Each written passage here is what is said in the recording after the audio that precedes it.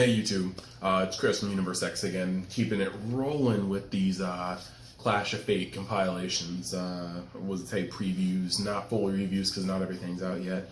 But just like to let you know right at the beginning to like, comment, subscribe.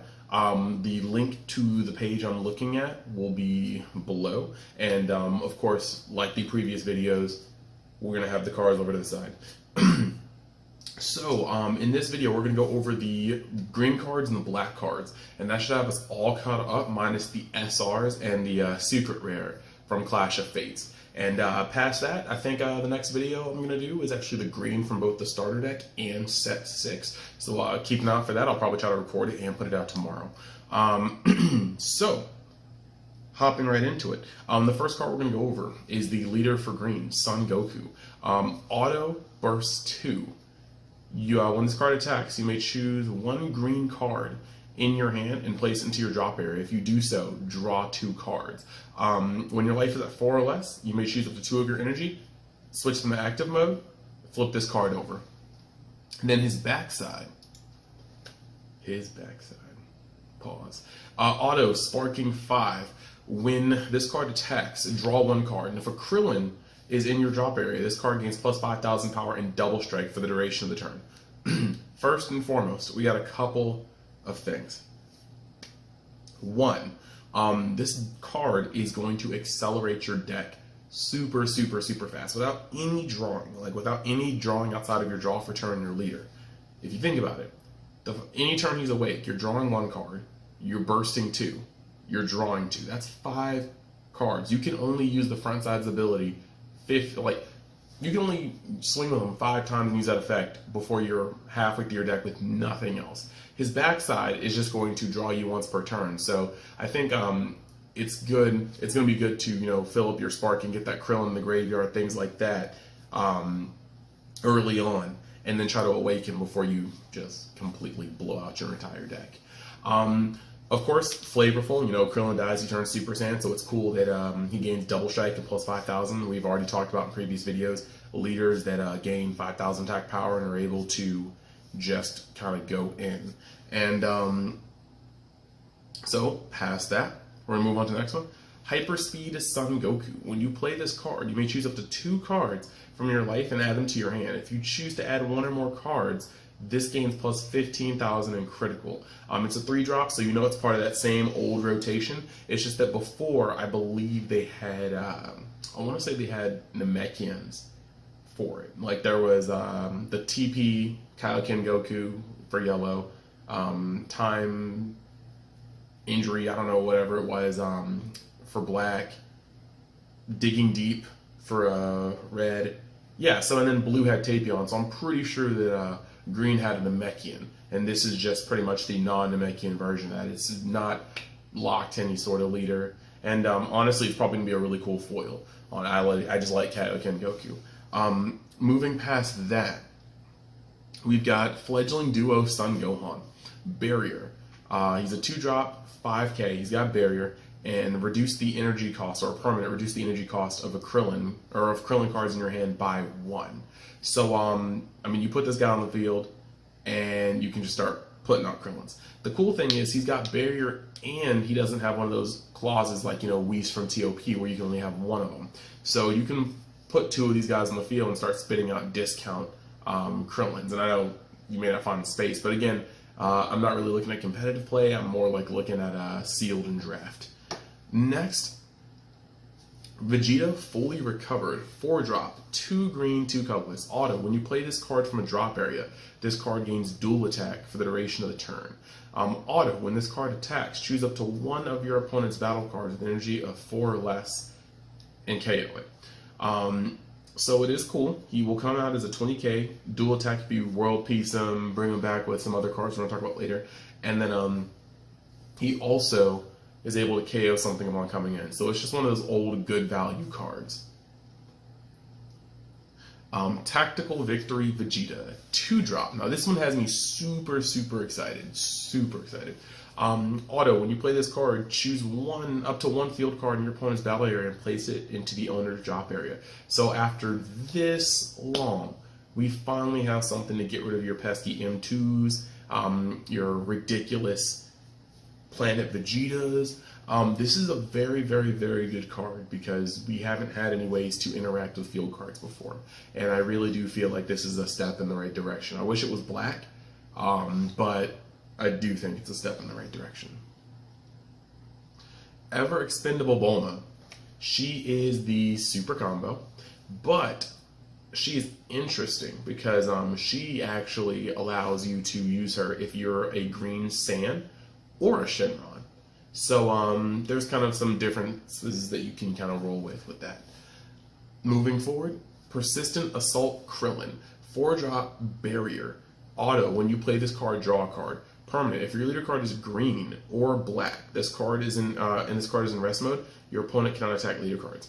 So he's essentially another deadly defender, but he costs 1 more in exchange for drawing 1. So he's kind of a mix between deadly defenders and Vegito. Because he can be played on curve and still draw you a card, so when you play 1 above curve. With the Gohans out, though, it's good to note that a single Gohan makes this a deadly defender plus a draw. 2 Gohans makes this a 2-drop with a draw. And so that'll definitely be kind of cool in those limited formats. Fledgling Duo Krillin. We're looking at the blocker, and he's a 4-drop again. Auto, when you play this card, choose up to one of your opponent's battle cards and KO it. So he is just hard removal. Just a 4-drop hard removal who can be lessened via Gohan. And so what we're looking at is clean removal that can go down to, at this point, because he only requires 1 green to be played, only 1 energy if you have Gohan stacked and your opponent doesn't have a combi. So this will be very dangerous when you're playing those sealed formats, because your opponent can just start stocking up on them Gohans and then end up playing this if they can pull it. Dende, just a generic 1-drop 10k, you know. Then moving on, we got our feature rare. Shilai the Beautiful. 2 cost, 1 green, they're all meant to be splashable. Once per turn, auto, when your opponent's battle cards is KO'd, your opponent chooses 1 card in their hand and puts it into their drop area. This is kind of very underwhelming. Both Kokono and Shilai are kind of underwhelming to me. But it is what it is. And it's kind of cool because it kind of adds more onto your Analyza plays. I mean, there will probably be, if the format ever slowed down enough, you could stack Analyzas and Piccolos and this card, and your opponent can't combo, can't get their crap destroyed. There's just a lot of cool things. But overall, I think this card may look beautiful, but I think it's overwhelming. Or underwhelming, sorry. Next, Plea for Salvation. This card gains desires in all areas, and it's a 4-drop with 2 green, 2 colorless. If your leader card is a Shenron card, choose 1 green battle card in your drop area with an energy cost less than or equal to your current energy and play it. Then choose up to 1 of your opponent's battle cards, energy card of 2 or cost of 2 or less, and KO it. So we're essentially looking at another world piece, except it's way more restricted. And on top of that, in some ways it's a little cooler because you can bring back a green card, but you can also, I don't know, per se, blow up a 2 cost or less. And this will lead to some cool little plays. If people end up using any Universe 7 Shenron decks, you could potentially be able to bring back the 5-drop Tournament of Power Goku to blow up something, and if you have 9 or more engraved, gain triple strike, you know, have him evolve into the other TOP Goku and then go into the secret rare. There's lots of little possibilities with this, and I think it'd be really cool to use this card for free to bring back the Goku, for the Goku to blow up something on the field, to then blow up a 2-drop. And please correct me if that Goku can only be procced if you have Universe 7. I thought it was only the graveyard requirement, but I've learned to not just be so full of my knowledge sometimes. I can just mess up. Frieza's Army Healing Pod is a field that costs 1. Auto, once per turn, when you play a green battle card from your drop area, draw a card. So it's actually a card of Sanctity, sort of a small, dumbed-down card of Sanctity.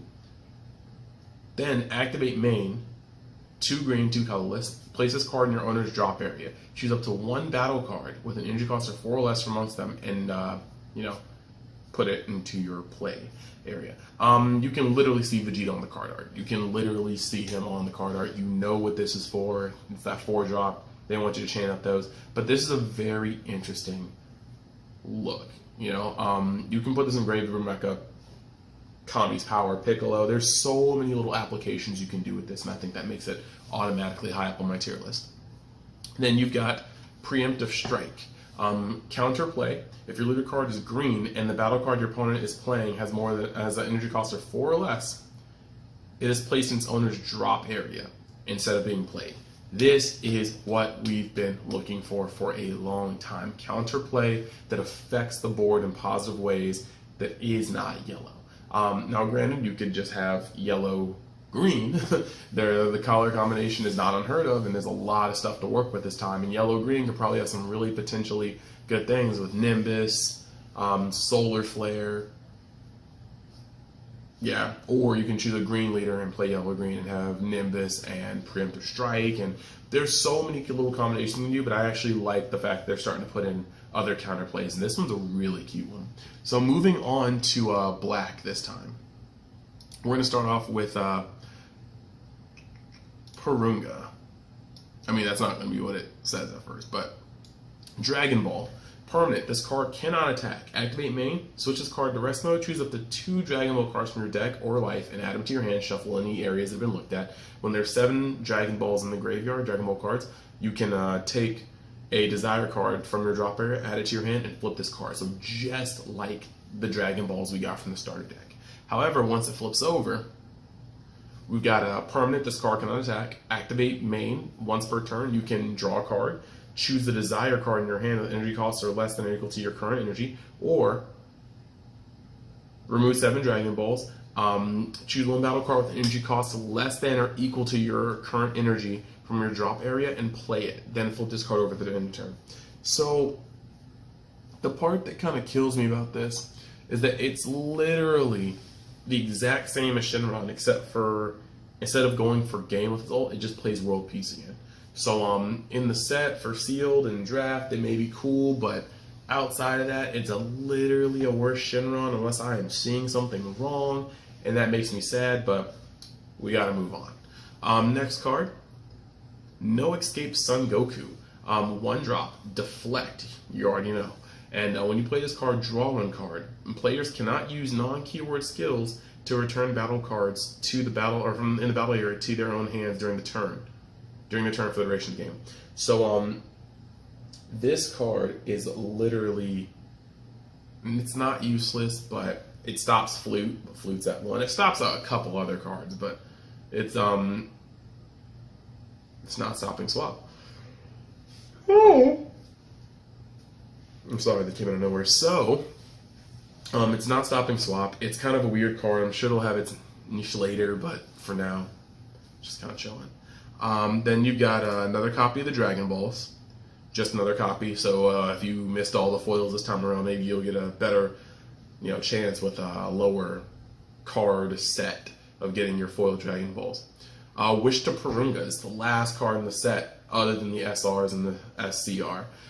That is permanent. This card gains Desire in all areas. Activate main. If your leader card is black Shenron or a black Shenron card, choose 1 of your opponent's battle cards equal to energy cost, ignoring barrier. Or with equal energy cost, ignoring barrier. Okay. So you choose 1 of your and your opponent's cards with equal costs. Choose all other battle cards you control and all other battle cards your opponent controls, ignoring barrier. And then you and your opponent's hands, and you shuffle them into their owner's decks, and then you and your opponent draw 5 cards. So, in case Shenron was not good enough, we now have a Zeno. Now, granted, it is a little harder because you have to choose, cards that match in cost, but we could play 1-drops all day. There are a lot of good 1-drops right now.